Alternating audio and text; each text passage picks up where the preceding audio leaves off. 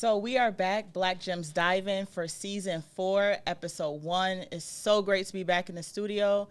And it's crazy that we're on season 4, but I'm also so honored and blessed that we can continue to have great conversations with community leaders, having just great conversation around issues, challenges, but also to opportunities for not only our city, but also to our country at large. So it's really great to be back. As you guys can see, I'm here by myself, not having my partner in crime, Akua Men's Adu. But she is also here in spirit, as we always say. And of course, we talk about all the amazing things that are going to be happening throughout the season.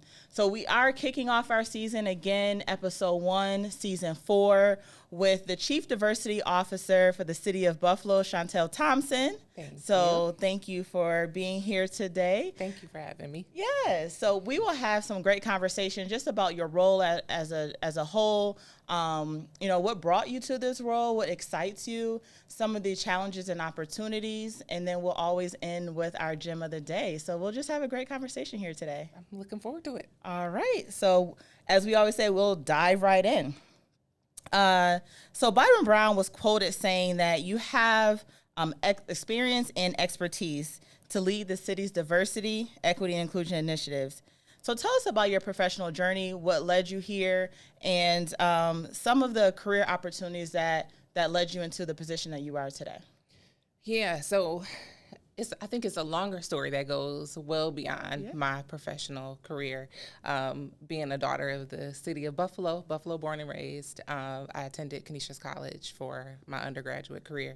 And I started out in that program as a management and marketing major, and I had all these intentions on focusing on fashion merchandising, and I was going to move to New York City and do all these things in the fashion industry. And during my freshman year, I took a trip to Accra, Ghana, in Ivory Coast, and it completely changed my life. And while I was there, I'm like, well, I need to choose a different major and do something that has more impact. And so the following year, I changed my major to psychology, and I focused in child, family, community studies. And throughout undergrad and post-undergrad, all of my internships and smaller jobs are really in service to underrepresented and marginalized groups. And so throughout my career, having worked in human services and mental health and education and all the things, it led to my previous role as Chief Equity and Inclusion Officer for Child and Family Services. I took a pivot mid-COVID and took on that role, and really had the opportunity to lay the foundation there. And because of the work that I was doing at Child and Family and a few smaller projects throughout the city, I was approached by the city to be the third Chief Diversity Officer. So here I am. Awesome. And I also believe that, people always say that you never know who may be looking at you and may put you into places to elevate you, as well as just have your career just be a place where you can thrive, and also to a place where you can feel like you're being yourself, right? Absolutely. And I know we've had conversations before, and when you started, it came off of the heels of 514. Right? Yes. Tell us about that and how you felt going into that role when you first started. Well, my official start date in this position was on Monday, May 16th. And so 514 was supposed to be a day that was celebratory. I was getting dressed to go to ECMC's annual gala. We waited 2 years to be able to go to this gala. That's such a great time. And so we were getting dressed, and it was like excitement time. And then we got to the gala, and it was canceled. And we're like, well, what's going on? We had no idea. We didn't realize the impact that had just taken place. We heard about the shooting, but we didn't realize that it was as big as it was. And in a matter of moments, what was a celebratory weekend changed to, oh my goodness, what did I just get myself into? As the news began to unfold, we all kind of watched it unfold as the details came through on the cause of the shooting and things of that nature. It hit me like a ton of bricks, because this was one of the largest, if not the largest or most significant racially impactful incidents in our city's history. And here I am entering in on Monday to lead diversity efforts. All kind of things went through my mind. Yeah. Everything from, do I call my old job and head back? And then, I went through all of the emotions, from every emotion that you could imagine. But fortunately, we keep good supports around us. And I had all of the folks calling me and just reminding me that I was put here for this time and for this moment. Yeah. Yeah. Absolutely. So, I mean, 514 forever changed the landscape of our city in many ways. So many people said it couldn't happen in our city, not us. But we know that, we talk about this all the time, the landscape of our city in terms of the racial divide, the segregation, really caused that incident to happen, right? So your first day you walk in and you're like, I'm here. What is the first thing you do? What's the first thing that goes through your mind? In terms of showing up on that first day, it was a different time because so many people were deployed to do immediate response work. And so I really had to quickly build relationships within the hall to figure out who key players were as best as I could with so many people being gone, responding to 514, and getting a sense of who I needed to be talking to both inside of City Hall and what relationships I needed to build outside, because in a diversity role, I need to support my community. Like, this is why I'm here. I stayed in Buffalo to have this impact. And so it was really important to get an idea of where I could be most impactful, and what relationships and how I could, who I could connect with to move things forward. Yeah, absolutely. And so with everything that's going on in 514, can you explain now your role in terms of the response, in terms of, I know there's a fund that's out there as well. What role does the city play in that, and what does that look like for our community members? Sure.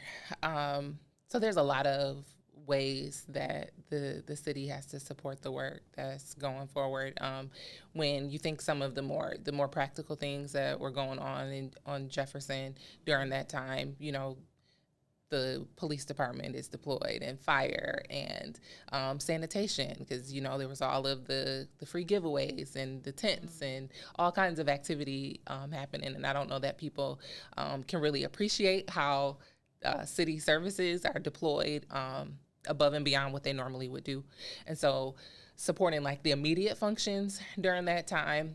In terms of some of the recovery piece, my particular role, I serve on the steering committee for the National Compassion Fund, the 514 committee.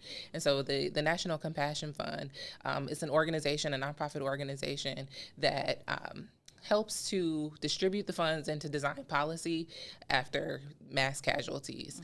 So they did things like the Pulse nightclub shooting. So essentially, when large donations come in, you don't want to just put the money in the middle of the street and say, here you go. You need a way to distribute the funds to make sure that it really gets into the hands of the folks who need it most.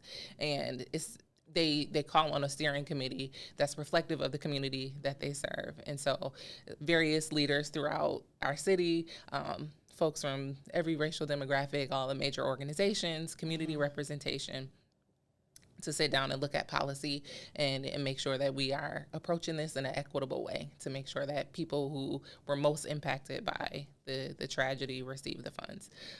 So that is one role, one very important thing too, because we know that the families, they need assistance. The folks who were inside the tops need assistance. So I'm grateful and humble to have that voice on that committee. There's a lot of work in other roles and departments in the city that are developing relationships with the families and just being a support in that way. And then beyond that, making sure that resources get to the communities that most need it. And I think sometimes people get confused thinking that the resources come directly from the city, but the city is able to be an advocate when state funding is coming down and federal funds come down, to be a voice to advocate that resources go where it's most needed. Yeah, no, absolutely. Thank you for explaining that, because I know there's probably a lot of confusion. You probably hear it all the time, like, how are we serving the community? How are we going to continue to serve the community as well? And the fact that we're sitting here in Beverly Gray, so many people have come back to the community and really understand and realize that Jefferson was a place, right, that was thriving and still will continue to thrive. We just need people to continue to invest in our communities and our kids and programming and all those different things, right? But we know, again, part of the reason why 514 happened was because of the segregation that exists within our community. So as Chief Diversity Officer, what does true diversity look like within our city? So and I'm preaching to the choir when I talk to you, but we know that diversity, I like to describe it, diversity is what we can count, right? It's quantifiable to some degree. It's all the ways in which we differ, everywhere from race, gender, sexual orientation, disability, all the things. And, I personally center my work on race equity, but in a chief diversity role, you have to really think broadly in terms of diversity of thought. And so what that looks like in the city of Buffalo is ensuring that there's diversity throughout the city, of every kind, not just racial diversity, but that we really highlight diversity of thought. And then not just in terms of our citizens and where folks live, but that we have diversity in our city workforce. That is a really important thing. I'm proud to say, that was one of the things that I noted walking into City Hall, is that it is beautifully diverse, the workforce, at every level of city government. And so that's what diversity looks like. Although my title is diversity only, we don't just stop at diversity, though. We want to make sure that we're creating both inclusion and equity throughout the city services, the city workforce, and the offerings that we provide for our citizens. Yeah. No, you're absolutely right. And I think that when it comes to diversity of thought, but diversity of people, that's what makes, I think, Buffalo and West New York just so beautiful as a whole. And recently, I had the opportunity to participate in the Puerto Rican Hispanic Day Parade, and I know you were there as well. And just seeing that the way the community comes together from that to Juneteenth, Pride Parade, so many different things. And I was standing in Niagara Square thinking, man, so many things happen right here, from the flag raising to just so many cultural events. And it's so beautiful to see the fact that we can come together and have unity within our city. Absolutely. So what are some of the things that you enjoy as Chief Diversity Officer, going to celebrating some of the activities? Like, what is the best thing about your job? That's so hard, because I was just having this conversation the other day. I feel like I get to participate in so many cool things that I would not have otherwise known about. What is the best thing? You threw me with this one. So the Office of New Americans reports to my title, or my office, and I really love getting to be a part of celebrations and functions with the immigrant and refugee community. I've always kind of had a more global mindset. And so to be exposed to different cultures and food and dance and fashion and just ways of being, I think that part is really cool, because you always learn. So that's what I'm enjoying, but it's really hard to pick just one. Yeah, no, absolutely. And it goes back to what you were saying, like why you landed back in this role. When you were in college, you were able to travel and see so many different things, and the world goes beyond West New York, beyond Buffalo, and that's really important when it comes to diversity work. I remember myself, I mean, DEI has been around for a very long time, but it never was called DEI officially, right? So I think we all been a part of it some way, somehow. And for me, that moment is when I was able to go to Australia. And I remember going to Perth, Australia, and meeting Aboriginal people there, right?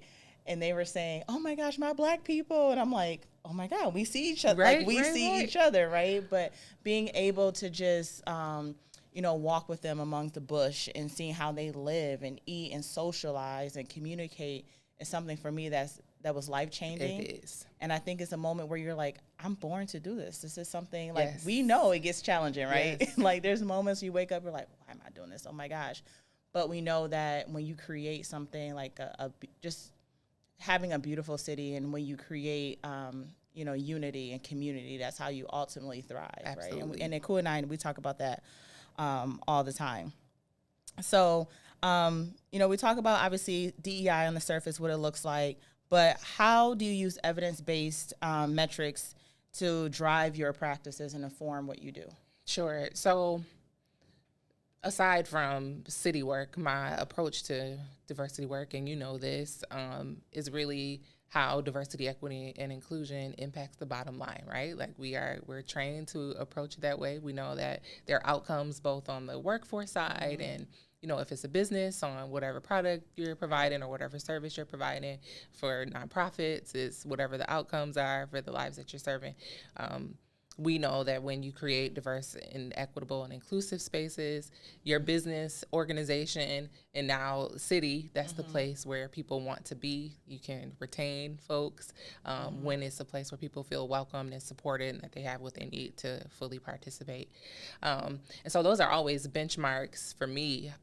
What are our outcomes that we're producing? And so, in my previous work in the nonprofit sector, it was about outcomes, whether it was recruitment, retention, and hiring. I have to take that skill set in the city workforce. And then thinking more broadly for our community at large, how are we making it a place where we can both identify and eliminate what people need to succeed and participate. And so data is the way that we can do that. You follow the data. We have a brilliant data collection team, and so we can analyze data by all the different demographics. Yeah, no, absolutely. So, speaking of data, speaking of analyzing, you always have to be a continuous learner of this work. It never stops. I mean, and we talked about this in previous seasons, about how when we first started season 1, DEI, it was coming off of the brinks of the murder of George Floyd, and everyone was like, we need DEI, we need DEI. And so it was very, in my opinion, just beginner level 101, like surface level training. But now, as we see, and I say this all the time, 514 with our litmus test, like, did we really achieving what we think or we thought we were going to achieve, right? But also, too, you have to continuously be a learner. You can't keep being in your field and not understand where to go. So we know that recently you went back to school. Yes. Right? So tell us about that. What does that look like for you? What are you studying? Sure. So I'm in my second year of my doctoral program at the University of Buffalo in the School of American and Africana Studies. How did I end up there? So I've done a lot of work in the health equity space, serving on the African American Health Equity Task Force.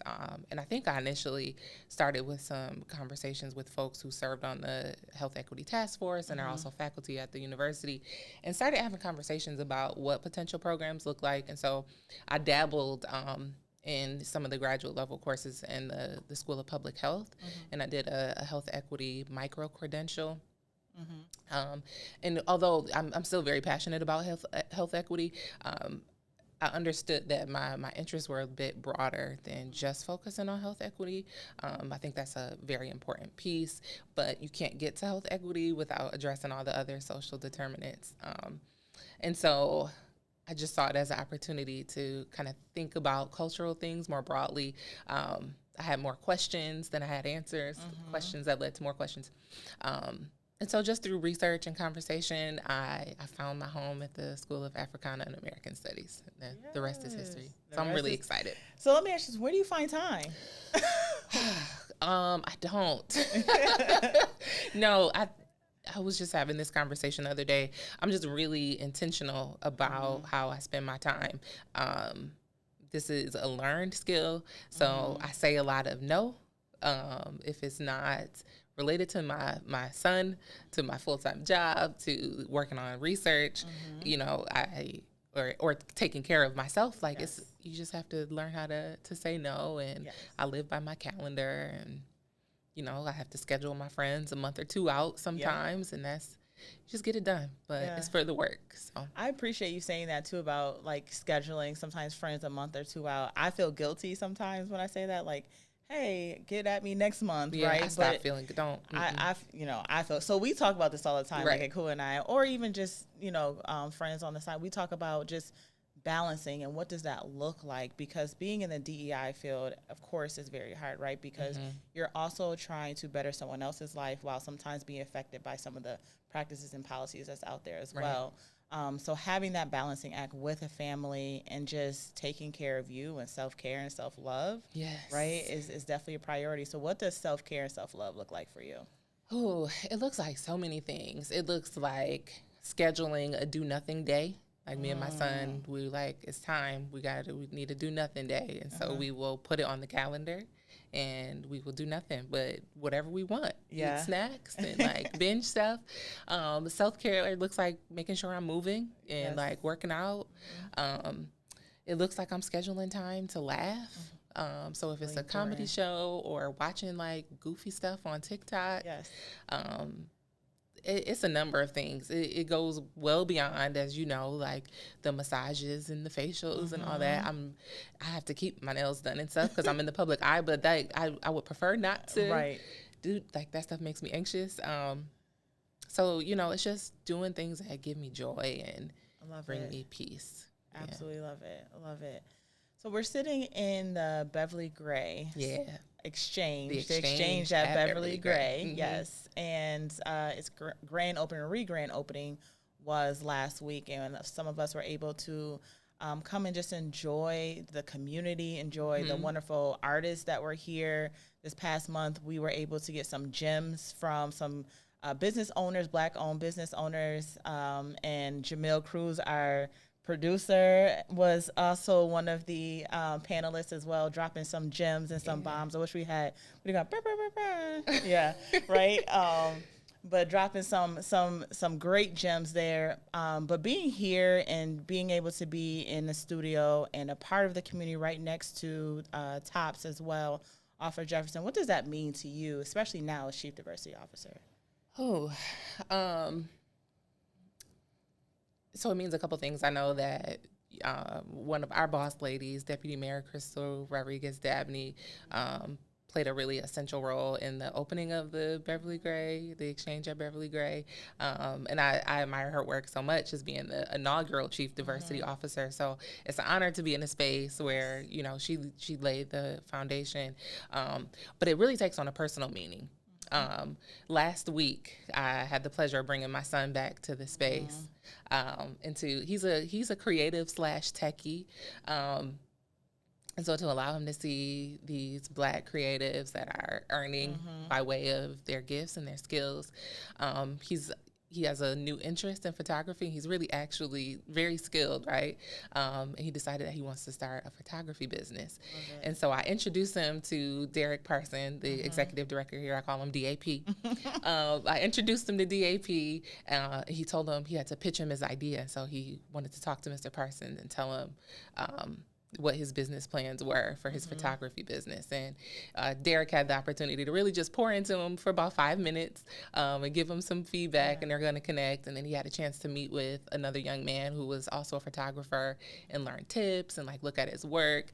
And so to have the opportunity for my son to engage with Black men who are making a difference in that way, and for him to leave, and he's like, he took out his phone and putting in notes. I'm like, what are you doing? I'm writing down Mr. Parsons' name. I don't want to forget it. And he's like taking notes, and he's couldn't wait to talk to him again. And so that's what that means for me. This is legacy work here. Every business that comes through here, or potential business, has the opportunity to lay a foundation for their whole family. And so for my son to come in and be inspired by the work, it doesn't get any better than that. So. Oh, that's awesome. That's awesome. So pouring back into the community, but also too, just having your family be a part of this is amazing. It's amazing. It is. And that just gave me chills, because that's why this building is here, right? It's our building. It's everyone's building. And so definitely, if you have not had a chance to check out the Exchange at Beverly Gray, definitely do so. There's some amazing people who work here building businesses every day. For legacy and that generational wealth as well. Co-working space. Like, how cool is that? Right. And it's like, it's not some janky co-working space. Like, it's a really dope co-working space. So I'm excited. Like, if I worked remotely, this is where I would be. I always say when I walk in here, it feels like family, and I'm always getting fed. I don't know why. Every time I walk in, it's always food here. It's like a big Black family. Why not? But you know, that's awesome. So the last thing that we always say is we always ask our guests to give us a gem of the day. Yeah. Right? Something to leave the people. Typically, we talk about self-care, leave with a quote, whatever the case may be. But what gem do you want to leave the people today? I struggled with this question because I feel like I've picked up so many gems along the way. I'm going to leave you with the gem that stuck with me from our very own Miss Crystal People-Stokes. Yes. When I first started, within that first week, she introduced herself to me, and she just poured into me so much and really encouraged me. And her parting words was, "Let's do the work."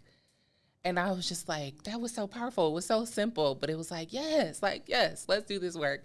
And so that is the gem. Like, it's not about, this position has a lot of notoriety and it gets a lot of attention, but ultimately it's about doing the work. And so for folks who are in the DEI space, that's who's listening, I would imagine, let's do the work. Yes, let's do the work collectively and as a community. And the time is now. Yes, right? Absolutely. So much energy behind it. So absolutely. Let's do it. Yeah. So thank you for coming today. Thanks for having me. Of course, this has been a great conversation. We also ask our listeners as well, where can the people find you if they want to get in contact with you? Yeah, you can find me on LinkedIn. Yes. Chantele Thompson. You can also find me on Instagram, Complete Your Day with Shay. Facebook is for my friends. So just LinkedIn, leave it there. Yep. Instagram. Yeah. Yes. So thank you, Chantele Thompson from the City of Buffalo, Chief Diversity Officer, for coming, giving us some beautiful gems of the day, but also to just giving us a little bit more insight into your role, your job, understanding that obviously you jumped right in, but you're ready to do the work as we just talked about. So thank you for hopping on with us today. Thank you for having me. My pleasure.